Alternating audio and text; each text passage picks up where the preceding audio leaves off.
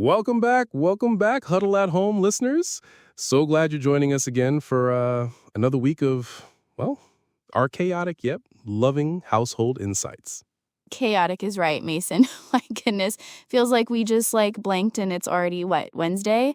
Time is flying when you're juggling, a 13-year-old, a 17-year-old, and a 20-year-old. It's like a full-time job in itself, isn't it? Tell me about it. I swear, the only constant is the laundry pile getting bigger no matter how many times I run a load. It's like a magical expanding monster. Oh, don't even get me started on the laundry.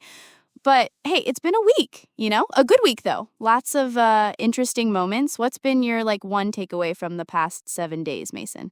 Anything surprising? Surprising. I guess just how much communication or sometimes the lack thereof really shapes everything. With the kids getting older, it's like you think they'd be easier to talk to, but then it's like pulling teeth sometimes just to get them to tell you about their day. Right, exactly. And it got me thinking actually about today's topic because that's what we're diving into, something that's super relevant to how we, interact with each other and with our three beautiful, sometimes baffling children. Yes, I'm excited for this one. We're talking about, drum roll please, the love languages draft. Yes, we thought it would be a fun, super relatable way to explore how we all give and receive love in this house, especially when you've got different personalities and different needs, from a moody teenager to a young adult trying to figure things out. Yeah, it's like a fantasy sports draft, but instead of wide receivers and quarterbacks, we're picking our top love languages. And then we get to defend our picks, which I think is going to be the fun part. Oh, it's definitely going to be fun. I've already got my strategy mapped out, obviously. So stick around because we're about to dive into our personal picks and how understanding these love languages really helps us navigate, the daily disagreements and keep things lighthearted and connected here at the Huddle at Home. So, okay, for those who might not be totally familiar with the concept of love languages, it's essentially different ways people express and receive love. And, Dr. Gary Chapman, he wrote a book about it, and it really just breaks down these 5 general categories. Yeah, and they are words of affirmation, acts of service, receiving gifts, quality time, and physical touch. And for us, we thought, hey, why not turn it into a little bit of a game? Because everything's a game in our house, especially with 3 competitive kids, right? Absolutely. So imagine you're in your fantasy league, drafting your star players. Well, we did that, but with our top love languages. Like, if I only get, say, 3 picks for the season, what are my absolute non-negotiables? What do I need to feel most loved and appreciated? And it's actually, it's pretty eye-opening when you sit down and really think about it. Because sometimes what you think your love language is or what you think your partner's isn't actually their top pick when they have to, draft strategically. Exactly. And it's not just about us, right? It's also about trying to figure out what makes our kids tick. Like our 13-year-old, she's totally different from the 17-year-old. And then our 20-year-old, he's like a whole other ball game. Oh, for sure. So the idea is we're going to share our individual draft picks for our top love languages. And then, we'll get into why we chose them, maybe a little bit of a debate, and how understanding these differences actually helps us, connect better as a family unit. Yeah, it's about getting on the same page, or at least understanding why we might be on different pages sometimes. So, should we jump into our picks then, Natalie? I think I'm ready to defend my choices. Oh, I'm ready for you to try. I've been looking forward to this. So let's get into it. Mason, you want to go first and tell us your top draft picks for your love languages? Okay. So my top 3, my absolute must-haves for my love language draft. This was actually harder than I thought it would be, not gonna lie. But my number 1 pick, my first rounder, is definitely quality time. I can see that. You do, really value our movie nights or just sitting on the couch together, even if we're not doing anything specific. Yeah, it's just it's a big one for me. I mean, with the kids running around and their schedules and our schedules, sometimes just having that dedicated, uninterrupted time, even if it's just like 20 minutes of quiet conversation after they've all gone to bed, or, a family board game night where everyone actually participates without a phone in sight, that just like refills my tank. It makes me feel seen and connected. Even with our 17-year-old, like if he actually sits down and watches a whole show with me without constantly checking his phone, I feel like I've won the lottery. That's a rare win with him, for sure. So quality time, that's your number one. What's your second pick? My second pick, without a doubt, is acts of service. Like, seriously. When you, when you just take care of something without me even asking, or you notice something needs to be done and you just handle it, that speaks volumes to me.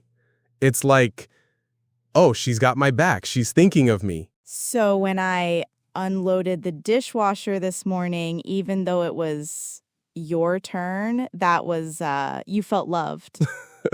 Exactly. See, you get it. Or when, I come home and the garage is suddenly like tidier than I left it, or like you picked up my dry cleaning when you were out. It's those little things that honestly make my day. It's not about the size of the act. It's just the thoughtfulness behind it.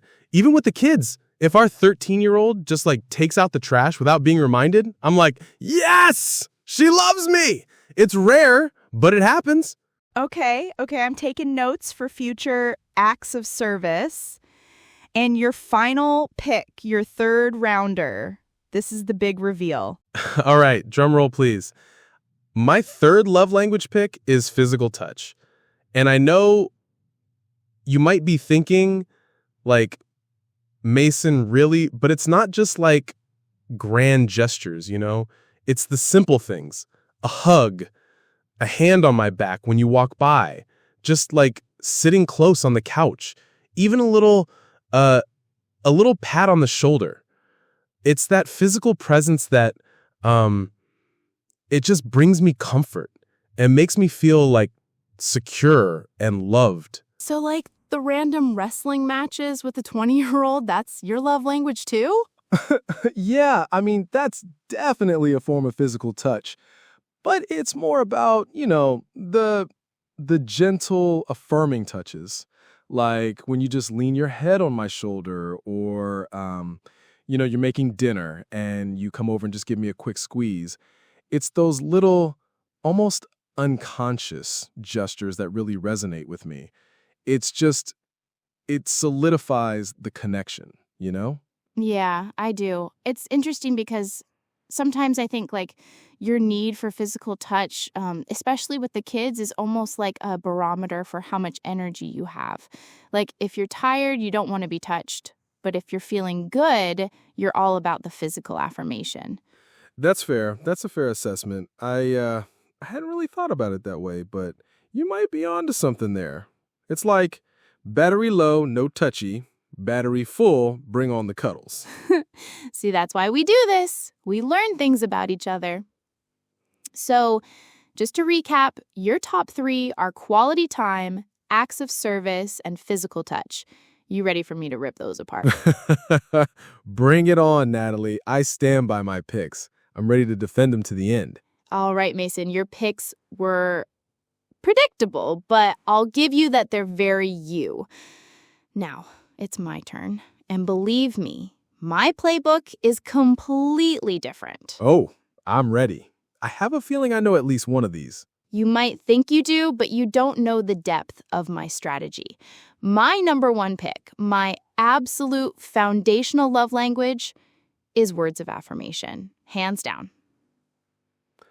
See, I knew it. I knew that was going to be up there.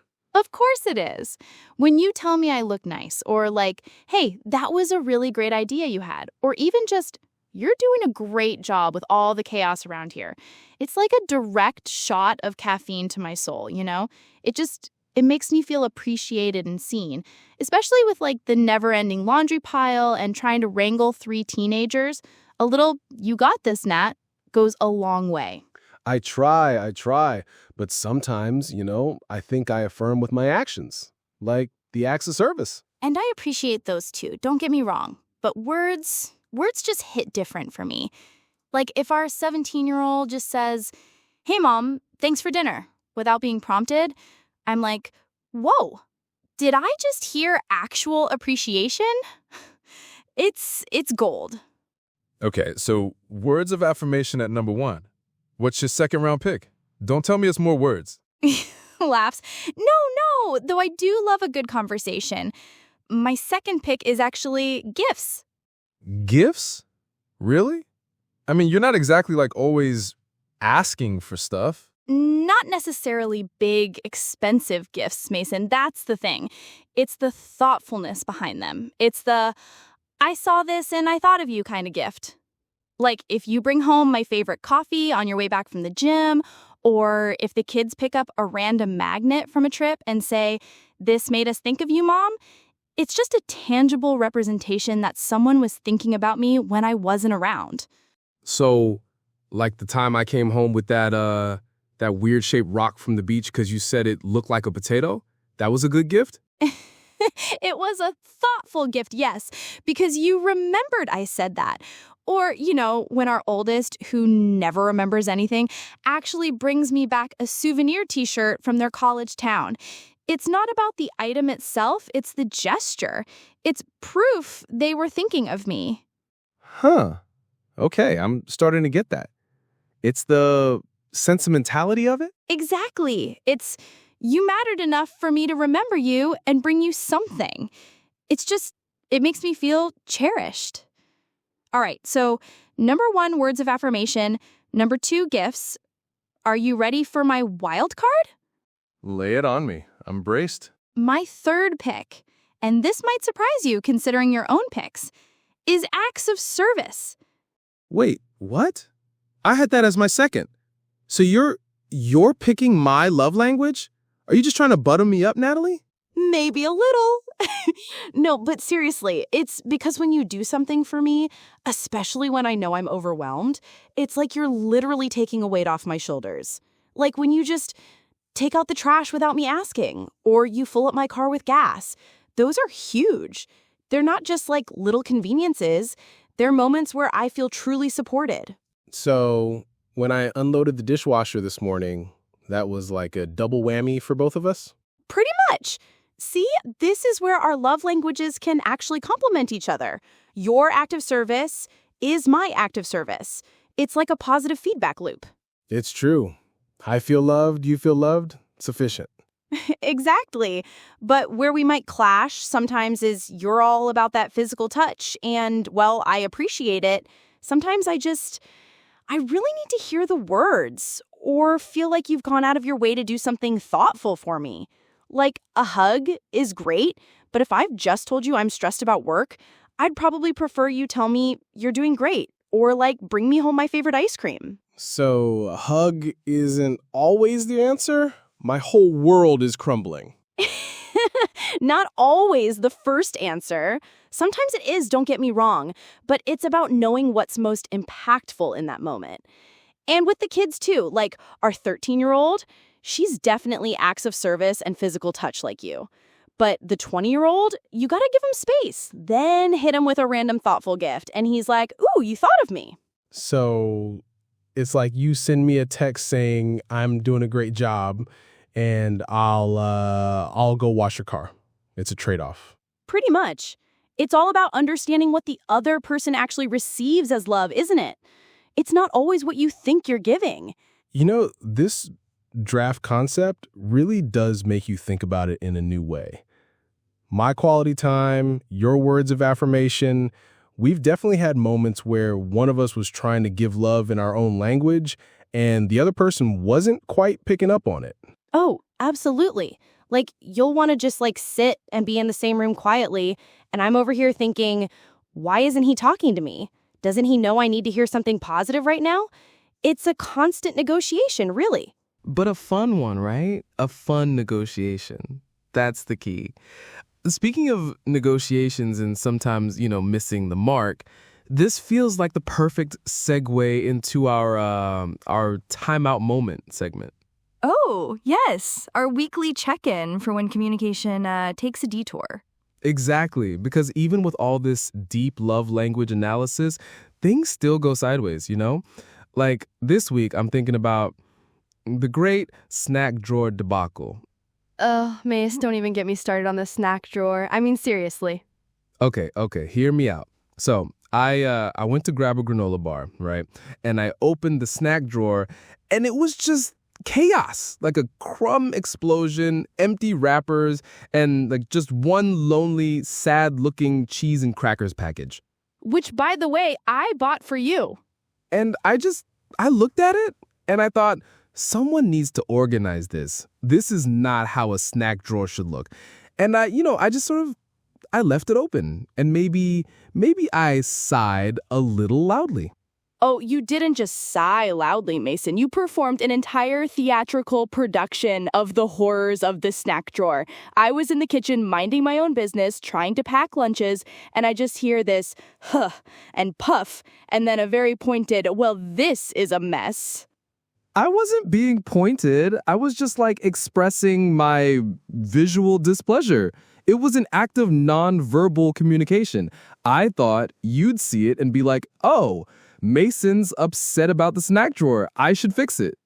Scoff playfully. See, that's where our styles clash. Your nonverbal communication, which, by the way, often comes across as passive-aggressive sighs, completely sails over my head, or rather, it just makes me annoyed. My love language is words, remember? If you wanted the snack drawer organized, a simple, hey, Nat, can we tackle the snack drawer together later, would have been revolutionary.